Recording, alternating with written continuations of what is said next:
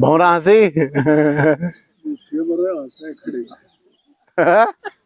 हमारे यहाँ एक महिला आई थी आश्रम में, जिस भी कहते थे हंसना, तो वो गेयर वाइज हंसती थी महिला।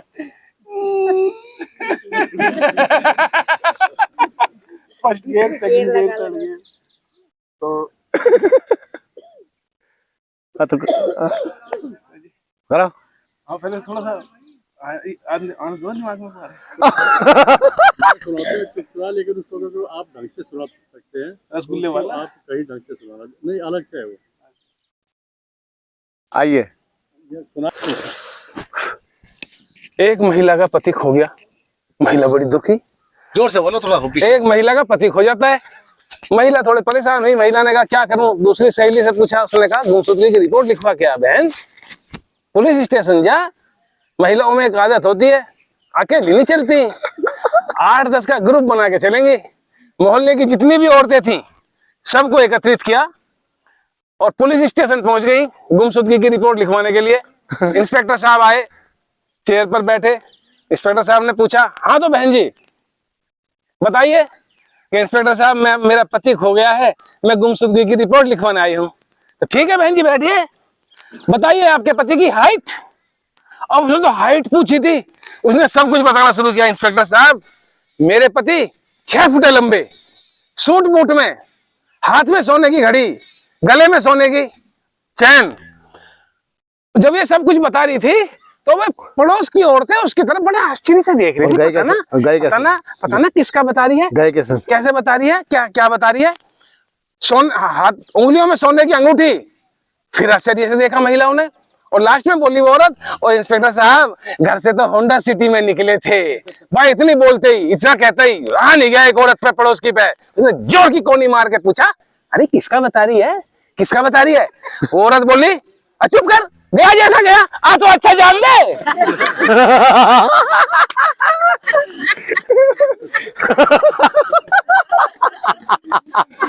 जैसा गया तो गया, जैसा गया वैसा गया। पान तो अच्छा थे। एक चौधरी साहब हैं कुछ। हाँ सब है। चौधरी साहब हैं। सुना था यही वाला, पता नहीं, मैं नहीं सुनाया था वो। हमने गुरुजी सुना था। पिछले कैंप में मैं ही तो था क्या? नहीं आपने। पिछले कैंप में मैं भी था। नहीं इनके समय नहीं। अच्छा इनके समय। एक बार एक चौधरी की शादी नहीं हो रही होती है, जाट की शादी नहीं हो रही होती है। अब जब वो अपने साथियों में बैठता है, सबकी शादी हो रही होती है, तो उनसे कहता है, भाई तुम्हारे सबके ब्याह हो रहे, अरे वाह कुछ ऐसा जुगाड़ बेड़ाओ, मेरा भी ब्याह करवाओ। अब वो कहने लगे, वाह तेरा ब्याह कहां से हो जाएगा, तू किसी देवी देवता की तो पूजा करता नहीं। एक साथी बोला, अरे तू देवी की पूजा करे कर। वो बोला, जाट बस देवी की पूजा मेरे से नहीं होवे। दूसरे ने कहा, तो हनुमान जी कर लिया कर। अल्लाह आया मान ली, वो हमारा जैसा ही हनुमान, उसी कर लेंगे पूजा हनुमान जी की। हनुमान जी की पूजा रोज शुरू कर दी चौधरी ने। रोज जावे हनुमान जी के मंदिर में पूजा करके आवे ब्याह के नाम की। अब एक दिन खेत पे गए हुए थे चौधरी साहब। खेत जोतने के बाद जब घर को वापस लौट रहे थे, रास्ते में ट्यूबवेल चलती मिली।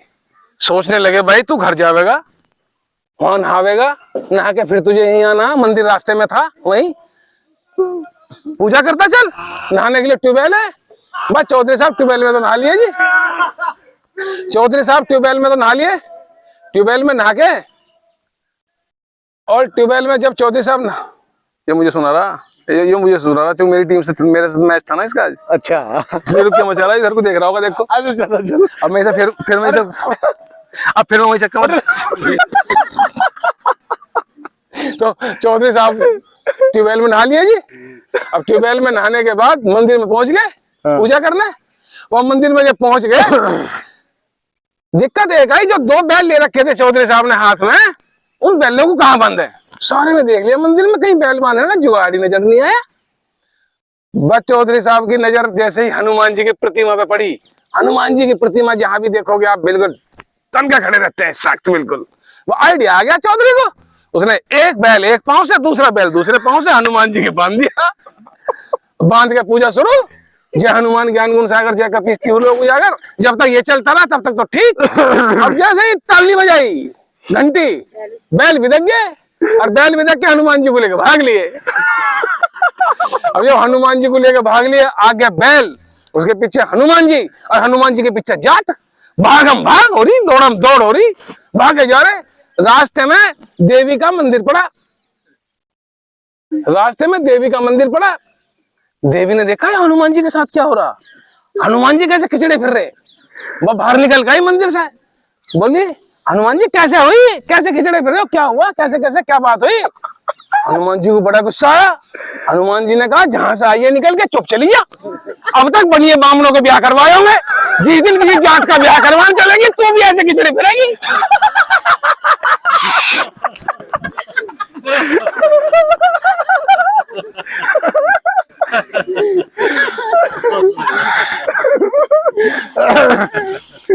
इंस्पेक्टर ऑफिस से लेटर आया, नहीं हो रहा है, फला फला तारीख को जो है इंस्पेक्शन पर इंस्पेक्टर साहब आ रहे हैं। अच्छा हाँ। प्रधानाचार्य जी ने सर्कुलर जारी किया, बच्चों को सचेत कर दीजिए, अनुशासित होकर के रहें क्लास में उस दिन बच्चे, कोई भी विदाउट यूनिफॉर्म ना आए और सभी अच्छी तरह से तैयारी करके भी आए, पढ़ करके कुछ भी कोई कैसे कुछ भी पूछ सकते हैं इंस्पेक्टर साहब। इंस्पेक्टर साहब आ गए नियत की हुई तारीख पर, सभी क्लासेज में घूमते फिर रहे थे। एक क्लास में पहुंचे, क्लास 9th में, क्लास 9th में जब पहुंचे, सुबह का टाइम था, बच्चों ने गुड मॉर्निंग की। इंस्पेक्टर साहब ने पूछा, एक लड़के को खड़ा कर लिया, खड़े हो जाओ बेटे। जी जी सर। बताओ शिव का धनुष किसने तोड़ा था। इतनी सुनते ही लड़के ने रोना शुरू कर दिया, कहने लगा अपनी माँ की कसम, अपने बाप की कसम जो मैंने तोड़ा हो। अपनी माँ की कसम, अपने बाप की कसम जो मैंने तोड़ा हो। और उसकी इस बात को सुनकर इंस्पेक्टर साहब बड़े क्रोधित हुए। उन्होंने अध्यापक की तरफ को मुख करके कहा, मास्टर जी ये क्या हो रहा है, शिक्षा का क्या हास हो रहा है, इस बच्चे को ये तक मालूम नहीं शिव का धनुष किसने तोड़ा। बड़े विनम्र स्वभाव में इंस्पेक्टर मास्टर जी बोले, इंस्पेक्टर साहब देखिए ये तो पिछले 3 दिन से स्कूल ही नहीं आया, इसका तो धनुष तोड़ने का सवाल ही नहीं उठता। कक्षा 7 का जो मनोज नाम का बच्चा है, स्कूल की सारी बेंचेस वो तोड़ता है, डेस्क वो तोड़ता है, जाहिर है शिव का धनुष भी उसी ने तोड़ा होगा। उसकी इस बात को सुनकर तो और क्रोधित हुए इंस्पेक्टर साहब, कहने लगे मास्टर कितना मूर्ख है, इसे ये क्या बोल रहा है, इसकी शिकायत तो प्रिंसिपल से करूंगा। अब वो प्रिंसिपल साहब के पास पहुंच गए। प्रिंसिपल साहब ने देखा कि मूड खराब है इंस्पेक्टर साहब का। इंस्पेक्टर साहब कैसे हो रहे हो। इंस्पेक्टर साहब ने कहा कैसे क्या हो रहे हैं प्रिंसिपल साहब, शिक्षा का तो बहुत बुरा स्तर गिर चुका है, इतनी बुरी स्थिति तो मैंने कहीं देखी नहीं, इतनी बुरी स्थिति यहाँ। मैंने बच्चे से ये पूछा और जब मैंने अध्यापक से कहा तो अध्यापक ने ये बताया। प्रिंसिपल साहब बोले अरे इंस्पेक्टर साहब छोड़ो, तोड़ा होगा जिसे तोड़ा होगा, आपको ज्यादा जरूरत है हम नया बनवा देंगे।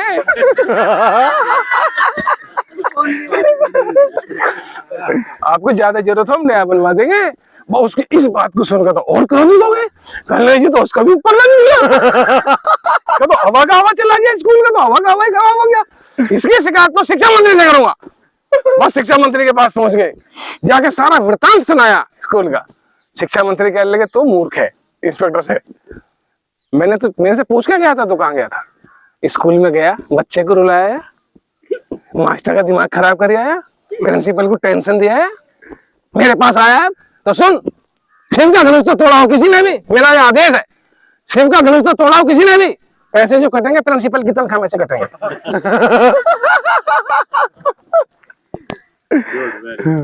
बढ़िया।